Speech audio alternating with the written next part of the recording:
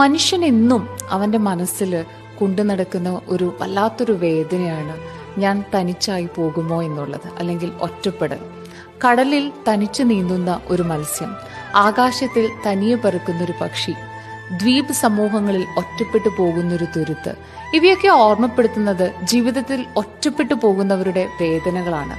ലോകം അനുഭവിക്കുന്ന ഏറ്റവും ഭയാനകമായിട്ടുള്ള ദാരിദ്ര്യം ഏകാന്തതയാണെന്ന് ലോകത്തോട് വിളിച്ചു പറഞ്ഞത് മദർ ട്രീസയാണ്.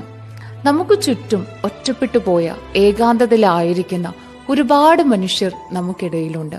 ഒരുപക്ഷെ നമ്മുടെ ഏറ്റവും അടുത്തിരിക്കുന്ന ഒരു വ്യക്തിയാവാം, അല്ലെങ്കിൽ നമുക്ക് അറിവുള്ള ഒരു വ്യക്തിയാവാം.